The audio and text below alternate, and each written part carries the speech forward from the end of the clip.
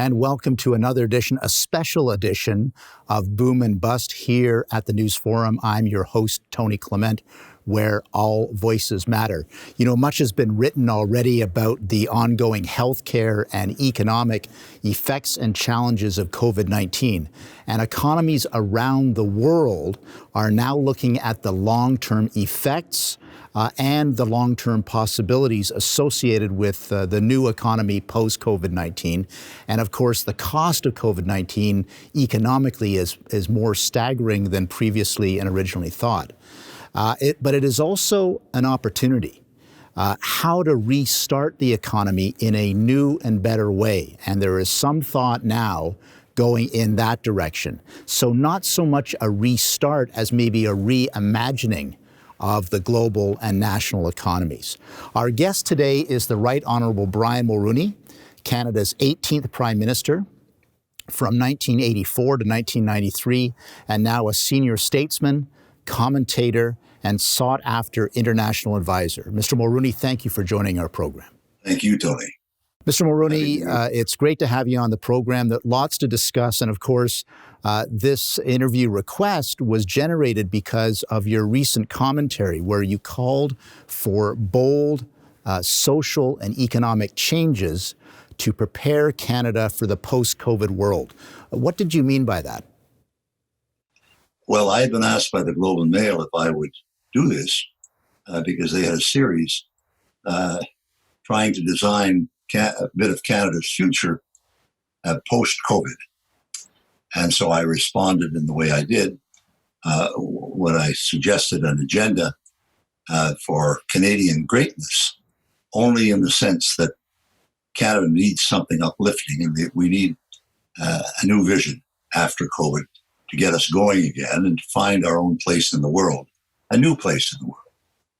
So I laid out thoughts that I have in regard to Canada's need. One of the things, of course, is that we're not going to go anywhere of significance in our resource development until we have a legitimate understanding with the Indigenous people of Canada. This has been a blight on Canadian citizenship for 153 years, long before that as well. We have to fix this. And we also have to get rid of, in Canada, systemic racism and anti-Semitism. And so we need a national effort in this regard. And then, of course, I laid out a number of specific policies that I thought might be helpful to future governments to deal with some of the challenges that Canada encounters. We will turn to those policies and some of your analyses too, Mr. Mulroney. Let's start with the productivity agenda and the fact that despite Canada's great opportunities, our productivity, when measured in comparison to other nations, is not up to snuff. Is this something that you focused in on as well? Yeah, it's not only not up to snuff, it's anemic. I mean, I think we've dropped 4 more points in the G20 in terms of productivity. And I saw a study not so long ago where Canadian productivity was lower than that of the average worker or company in Mississippi. Well, this is not a ringing endorsement of our policies. And so I think Canada needs a productivity enhancement program, which would help both labor and management to create new wealth. I believe, Tony, that the only way that a nation creates new, genuine wealth is through productivity enhancement. It's the only way. If there's another way, I missed it along the route. So, different governments can figure out different ways to do it, but it involves tax changes. It involves better understandings with organized labor, better understandings with the provinces, and so on. Trade arrangements. So this brings about an increase in productivity. An increase in productivity increases the well-being, economic well-being of the country. This is something that many governments have faced. I remember being industry minister and talking about interprovincial trade as well as ways to get our productivity enhanced. It's a big topic. We will get to those topics in 1 second. We're going to take a brief commercial break, and then we'll be back with the Right Honourable Brian Mulroney.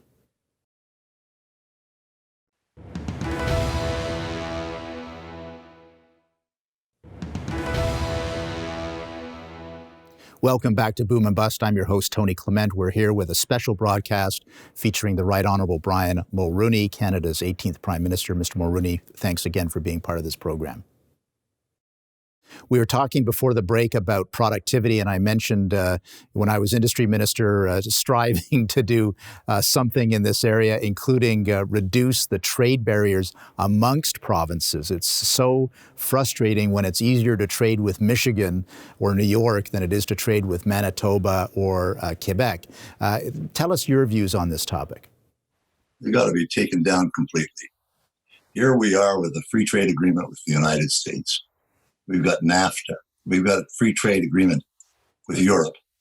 And we're known because of our early leadership in the area with President Reagan. We're known around the world as a free trading country. And if you look at in our own backyard with our own provinces, there are all kinds of blockages of all kinds. And we have to get rid of them. So this will require a federal provincial conference where the Prime Minister shows national leadership and the premiers respond in a national commitment to productivity enhancement and to greater national wealth. That's what it's all about. So you're focusing in on the political leadership right at the top to solve this. Absolutely. Nothing is going to happen. You know, Tony, you know full well because you were a successful, very successful cabinet minister in Ontario and then on the national level. And you know that Canadians are fundamentally resistant to change. They say to themselves, look, we've got a great country here. We're doing well. Why the hell would we agree to free trade or the GST or any of the things that took place while I was there? So there's an enormous amount of resistance. And you can only overcome that with leadership from the Prime Minister. The Prime Minister has to set out a national vision for Canada after COVID-19. And he's got to articulate that, spell it out for the country, initiate programs that will meet those objectives, and then take the political risks and show the political leadership and courage that is required to get them through and get them done. And, you know, Bill Clinton used to say that leadership is the capacity to look around the corner of history just a little bit. Well, if you look around the corner of history, we tried to do that when we brought in free trade and NAFTA and things like that, because we saw protectionism growing around the world, and particularly in the United States. We had to counter that. And we countered it with the free trade agreement with President Reagan. But then we had a hidden, secret 13.5% manufacturer's sales tax built into the products, which completely compressed our opportunities for explosive employment growth in our export markets. So we had to get rid of that and bring in a GST, a consumption tax, because a consumption tax on products goes off at the border. So it created the prosperity that we now know. But that's what you see when you look around history, the corner of history, just a little bit. And those in charge now should be doing that. I tried to lay out a few ideas. They can accept them or discard them. I'm not in the business anymore. But they should look around the corner of history themselves and say, hey, if we want Canada to be in a much better position 20 and 25 years from now, we've got to take the heat today to get it done. We got to forget the popularity polls. This is a waste of time and energy. What you should have in Canada are achievement polls for public figures and politicians. And maybe that would get them off the idea of all of these polls every time you turn around. So it can be done, obviously. We have talented people in both sides of the House and in the provinces, very, very strong provincial leaders in many cases. And I think this is a national effort that's required to place Canada on the right side of history when COVID-19 is over. It reminds me of the American maxim, don't let a crisis go to waste. And I don't mean that in a cynical sense, but we've got a chance, as I said at the beginning, to reimagine things because of COVID-19 and its impact on society and the economy. It would be a shame if nobody in political office did that. We will be right back after. Also, Tony, if I may, sure. It's also a reflection of what President Reagan used to tell me. He said, Brian, it's amazing what you can accomplish if you don't mind who gets the credit.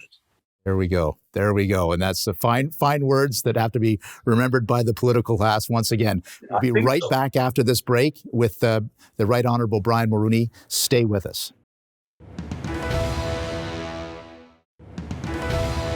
You talked about maybe having a Canada that is up to 75 million people rather than the 35 million Canadians that exist right now. Walk us through the need for that, please. Well, we have the second largest landmass country in the world after Russia. And almost all of our population hugs the American border, a great part of it. We have this vast country that's unoccupied. And now that we've opened up the north with the creation of that new territory in Nunavut, things are starting to happen slowly. So we've got lots of room, we've got lots of opportunity, but more importantly, the immigrant community in Canada and immigrants to Canada bring us knowledge, loyalty, hard work, discipline, and they help create prosperity. There's never been a situation in the history of Canada of which I'm aware where that has not applied. And so when I came in, the immigration was, I forget exactly, but between 60 and 100,000. I increased that to 250,000, which was the largest in Canadian history. And we need more. I once said, speaking of somebody who had passed from Hungary, I said, and he had made a major contribution to Canada. I said, Canada has a problem with immigrants. We don't have enough of them. And that's the truth. And so I think Canada's got a lot to offer to immigrants. Immigrants find sanctuary and safety and prosperity for their families, security here in Canada.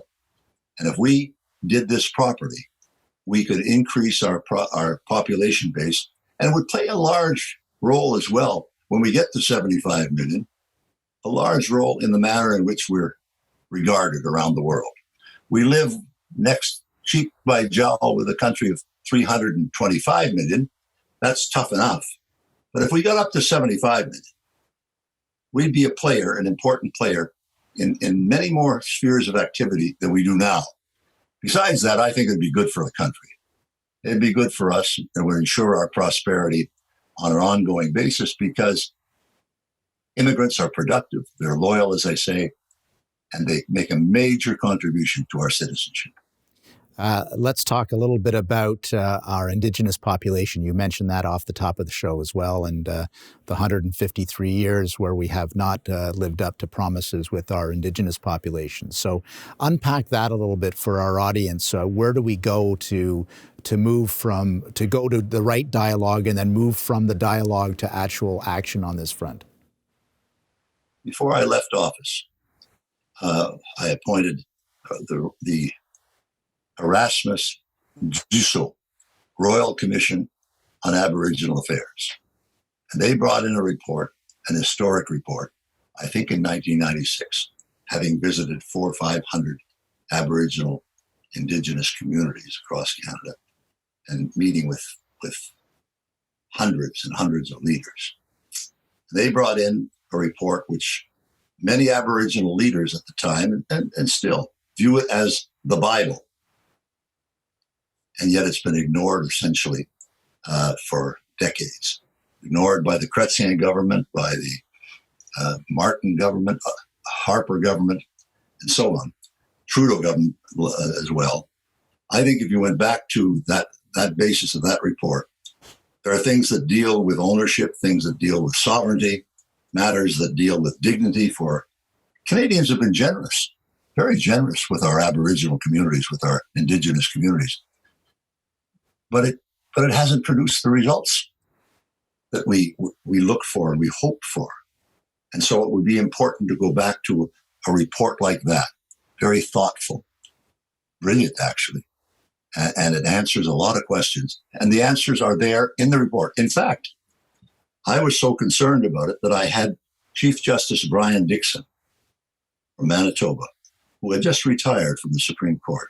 And I asked Brian to write the terms of reference for the Royal Commission, which he did, and which explains, and I appointed George Erasmus, who was the head of the Assembly of First Nations, and René Dussault, who was a splendid judge of the Quebec Court of Appeal. And they put together this report, and there's the answer to that. It's a tricky one, and it's a difficult one, and it's complex, and I'm not suggesting it's easy at all, but the answers are with that report. We'll pick up on this very important topic after the break. Thank you, Mr. Mulroney. We'll be right back with you after the break. Stay tuned, everyone. This is a very important conversation.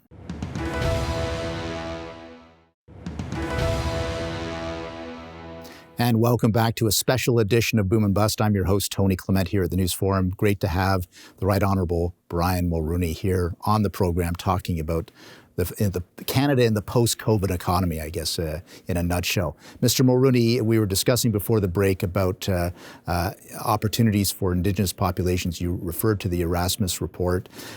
Is it safe to say that a lot of what we've got to do has to be centered around economic opportunity as well as social justice? Yes, and we have to finally come to grips with this question of sovereignty for First Nations. What does this mean? How is it going to impact our lives, their lives? This is an important thing. Look, when the explorers arrived, the Indians, as they were then known, occupied the territories, and we came in and pushed them back. And now they're living 153 years later, or 253 years later. They're living on reserves in conditions that are appalling: water, education, health, and so on. As I say, Canadians have been generous over the years, but a lot of the money has been misspent by us, and in some cases by the leaders of the communities. So this has to be corrected, because I'll give you one illustration. We have, 175 billion barrels of oil underground in Alberta, and this should be being developed to enhance the national wealth of Canada for all of us, starting with Albertans, whose industries have been mistreated by circumstance and by government in the last number of years. You can't get a pipeline built, or almost only with enormous difficulty, to take this stuff to Tidewater and export it around the world. Well, nothing's going to happen of significance of this until the Indigenous groups are satisfied that they're well protected and that their areas of concern are respected. Everybody knows that. So how are you going to have a program of national redevelopment in Canada post-COVID if you don't deal with this problem, which is a predicate without the resolution of which, without which you can't move anything. So social justice leads it to economic justice for all Canadians, because we have to develop our resources, be it intellectual resources or natural resources in the ground. And we can't do that unless we deal with some of these fundamental problems. You know, I agree with you, because this is something that government should put in the front, in the shop window, but also the associated businesses, whether it's minerals extraction or oil and gas. A lot of these companies are very sophisticated companies, and even the startups are used to collaboration, and there's no reason why there should not be an appropriate collaboration with the local Indigenous populations. So hopefully we get some movement quickly on that one. Prime Minister usually takes the guy that he thinks is probably his best minister, and he makes him Minister of Finance. Because the Minister of Finance has a special kind of responsibility. He shouldn't do that. He should take the same guy or woman and make him Minister of Indigenous Affairs.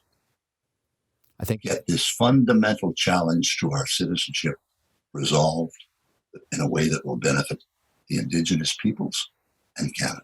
I got to tell a little story from my cabinet days when the Minister of Native Affairs, as he was called then, was the Honourable and unfortunately the deceased Jim Prentice.